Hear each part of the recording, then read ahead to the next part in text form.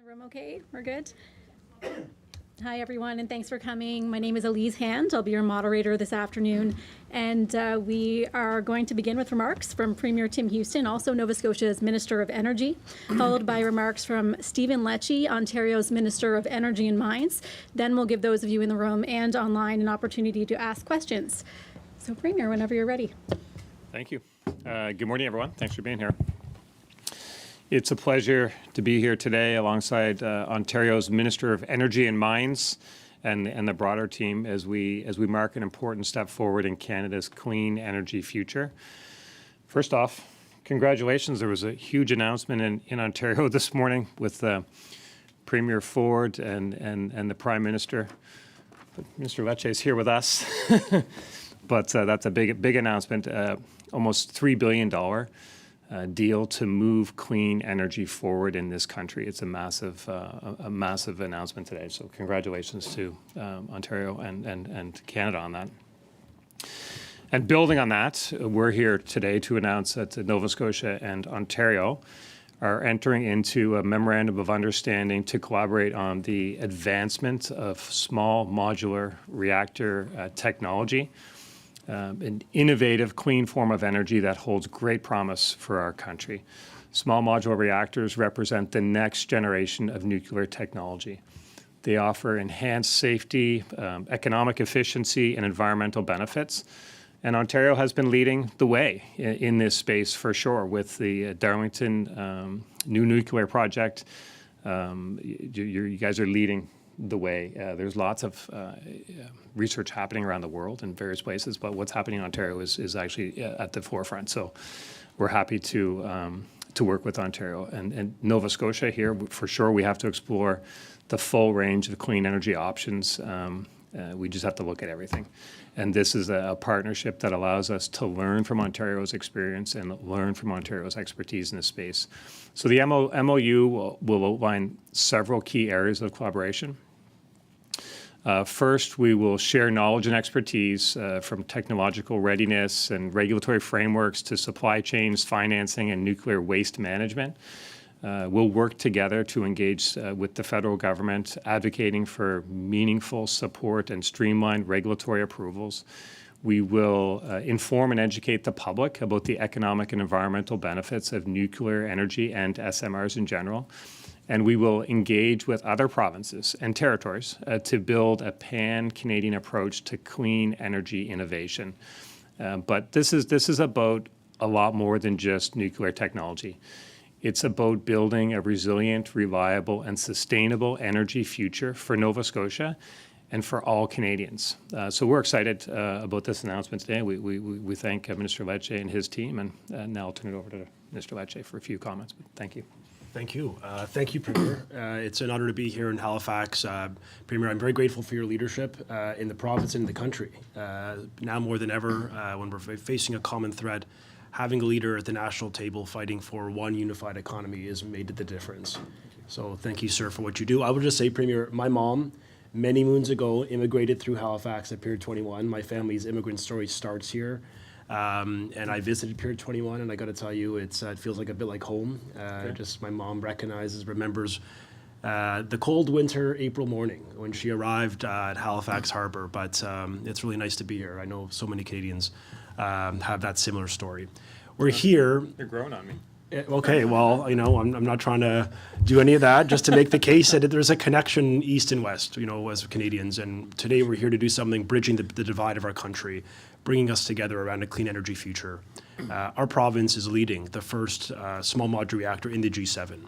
That is consequential. Canada, Ontario, is building it before the Brits or the Americans or the Germans or the Japanese. I mean, we're really flexing our muscle as a leader in the world.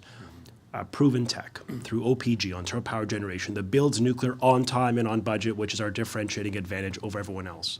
SMRs is nation building. Small modular reactors, this fleet approach is going to make the difference. We're talking about 18,000 construction jobs, 3,700 permanent jobs.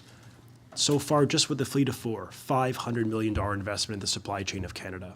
But we could do more. We could scale, and that's why we're here.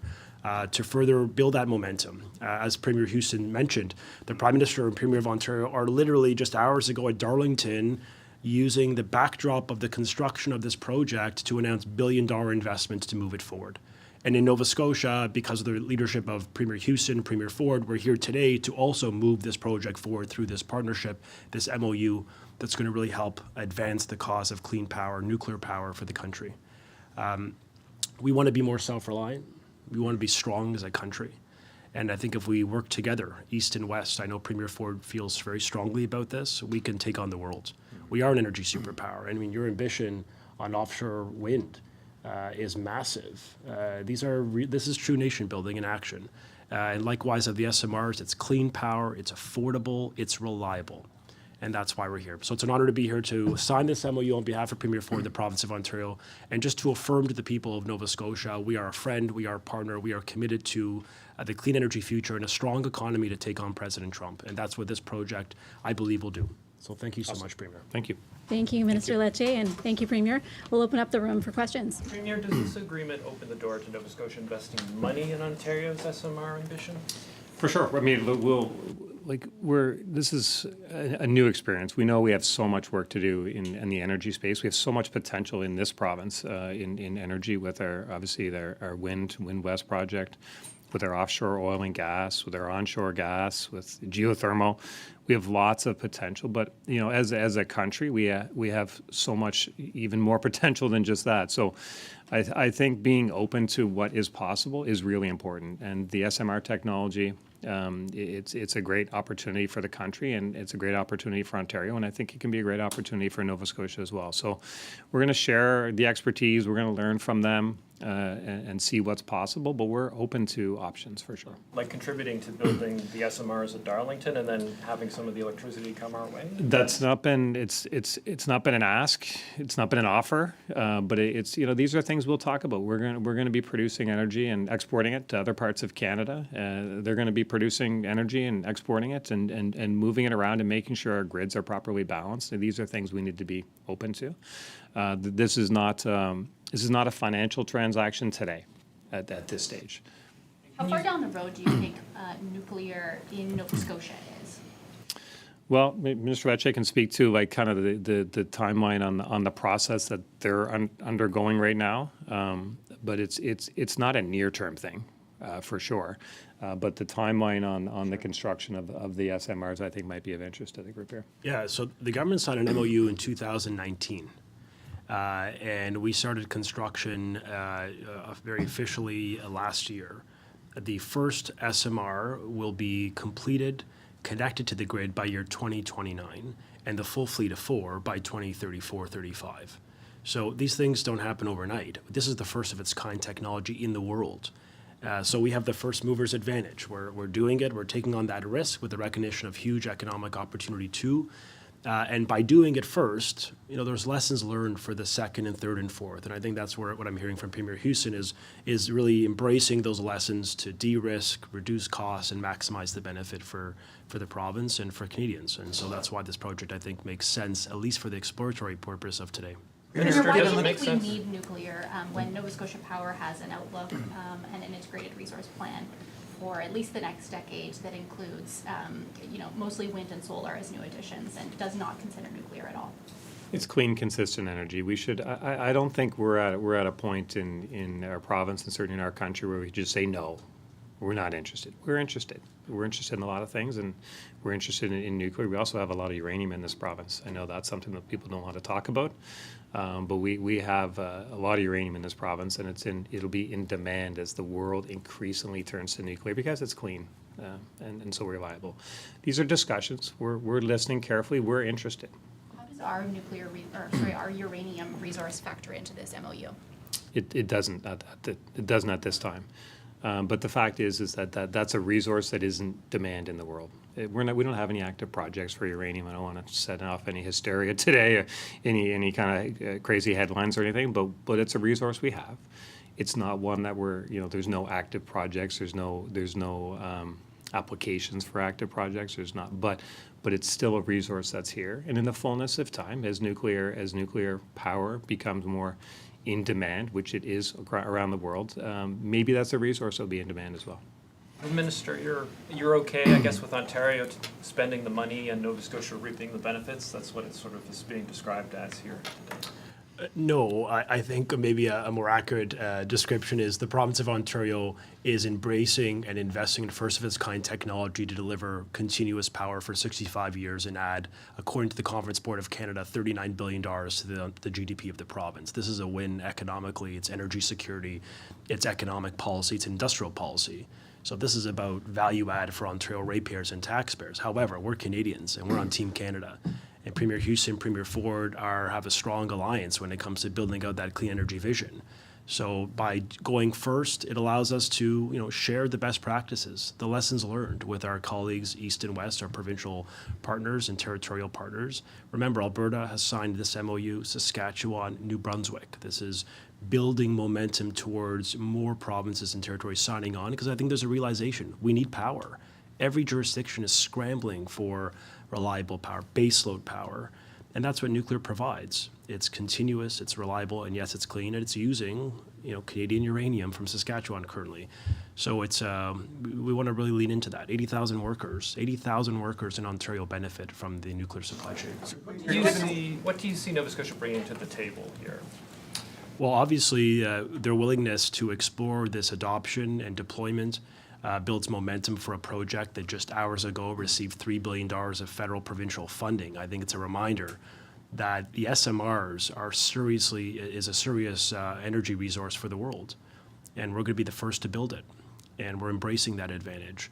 I think the second advantage for the country is that we're using the Canadian supply chain. 80% at least of every SMR built in Ontario will be using the Canadian supply chain. That's a massive advantage. That's $500 million this year alone. And I think when we think about how do we fortify our country from risks from President Trump and tariff exposure, let's strengthen Canadian businesses. Let's use them to build out our clean energy future. Nova Scotia businesses be able to bid on that work? Well, first of all, thanks to this man and the One Canadian Economy Act, yes, we are allowing this type of competition within the country first. We want to give advantage to Canadians, so all Canadians will benefit. When it comes to that type of perspective. But look, we're focused on supporting, keeping it local, keeping it in the province, in the country. And we're all going to benefit. Our country's GDP grows when we have more energy. The worst thing we can do is not have the power to support growth. So, Premier, given what you know, sitting in your seat as the Premier of the province, and what we need to do, whether it's you or somebody else, do you not see a future without nuclear, or are we going to have it as part of the mix as we move along? It's an option, and we have to be open to all options as we look at what does the ideal grid look like. And this is an option, and it'll be Canadian made. So we're listening, and I think this is a massive undertaking that Ontario is starting on right here, is in the process of. And so think about, as the minister mentioned, the supply chain, but the skill sets that are required, the welding that's required, all of these things, right? So we have capabilities too. We have a need for those skills too. So we're just saying, like, it's one country. Let's work closely together. Let's share information. Let's learn from each other. We're not competing. We're supporting each other. And I think that anytime there's an opportunity to be at a table where we can learn from the best in the world at something, we should be at that table. And that's what this is about. Premier and Minister Lecce, we do have a virtual reporter online. So Aaron Bestwick with the Chronicle Herald. Can you hear me okay? I can. I don't have any questions. Thanks so much. Okay. Minister, you mentioned momentum. Can you tell me what else Ontario serves to gain by reaching this agreement with Nova Scotia? I think Canadians benefit because there's three principal reasons why it is in the interest of Canada that the provinces work together on energy security. The first is we can advantage Canadian workers to build out our energy needs. We're talking about, as I mentioned, 18,000 construction workers in Ontario are going to benefit for building this fleet at Darlington. 18,000 Canadians have the dignity of work. When we see rising unemployment in the country, that's an amazing jobs investment. It's an industrial policy commitment because the entire supply chain in Ontario and the country is getting fired up. And we're getting businesses literally building the components for the SMR as we speak. Like a company outside of Cambridge, Ontario, $1 billion we announced for EWX see a major component being built for the SMRs. That's a prudent step forward. And I think thirdly, it's the environmental advantage. Like 80 million GHGs are removed from the air every year because of nuclear. And, this is a technology for CANDU, for when talking about large scale specifically, that was made in this country. And I think we should be proud of that, and we should lean into it. You want a clean economy, you want a clean environment, and a strong economy. I don't know how else you do it without contemplating, at least for provinces like Ontario, I speak only for us, with that baseload nuclear power. And look at the world. I mean, every country who's turned away from nuclear is now turning back to it. Many nations and democracies are announcing doubling their nuclear fleets. So there's momentum for it, and it's going to help create jobs for Canadians, and it's going to keep power affordable. And that's what we need more than anything to give us that advantage over the U.S. when we're fighting for jobs and investment. Minister, how does the MOU between Ontario and Nova Scotia differ from the ones that Ontario has with other provinces? A similar foundation of really getting into an agreement where we're at the table together and we're looking at all options to advance this technology. I think one of the things that I know Nova Scotia cares about is if anything they may do, they want to make sure that the local supply chain here in Nova Scotia benefits too. And that's sort of the nature of this program. It's how do we leverage local? And how do we think about a future where those businesses may want to domesticate in this province to build out local SMRs should the government decide to? So this is really a way to build up our economy, and it's a really powerful tool to signal to the world that we're not waiting. We're not hoping for the best. We're taking it into our hands. And I'm just grateful that Premier Ford and Premier Houston, I think, have demonstrated to the country that they're willing to do big things.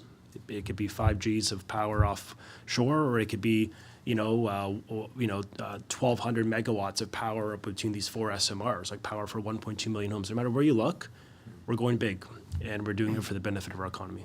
Minister, if we are Team Canada, why are we investing in a technology that depends on enriched uraniums that is produced in the United States?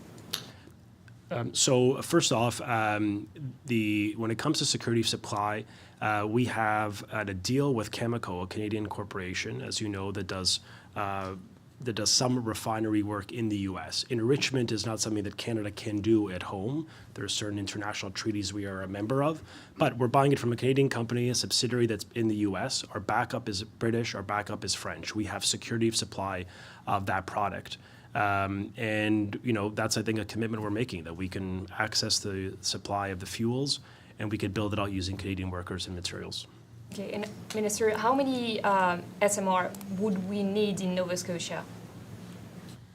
I think when you look at our grid demands right now, like we use about 2 gigawatts.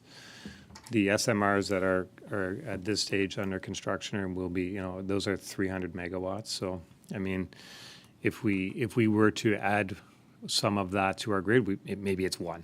It'll depend on when the wind comes onshore, what happens with other energy sources. But at this stage, we don't have a contract to buy one. We haven't committed any dollars towards it right now.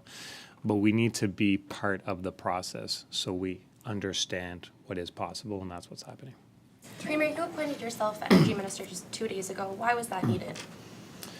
Just kind of what we're trying to make sure we have incredible opportunities facing this province right now in natural resources, but in lots of other spaces as well. We also have incredible challenges. So, as a leader, you're always just trying to make sure that you have people in the best positions with the best opportunity for success on behalf of Nova Scotians. So that was the thought process behind just resetting a few things as we move forward.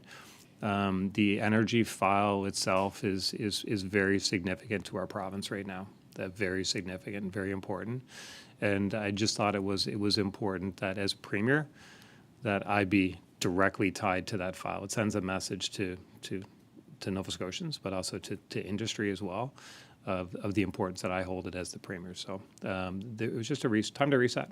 So we reset and move forward. So you basically thought it was important with the heft of the Premier's office behind this one initiative? Yeah. Behind it, multiple initiatives within one department, but yeah. Do you have to leave it there? I know you both have meetings to get to.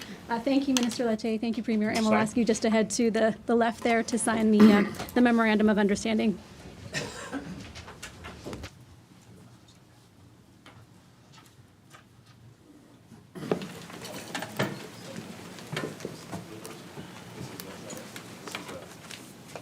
very, very important and made with the, made through decades. You can have a little keepsake, that's a tie to your heritage. Thank you.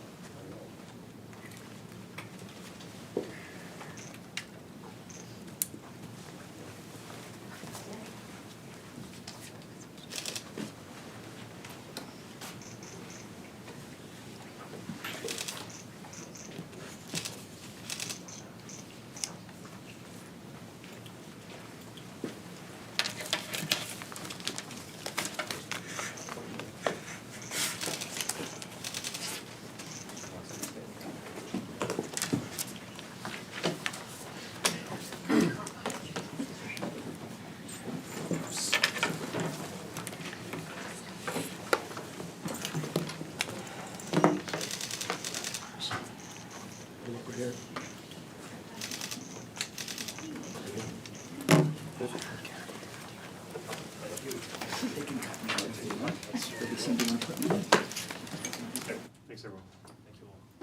Everyone, that concludes today's event. Thanks for joining.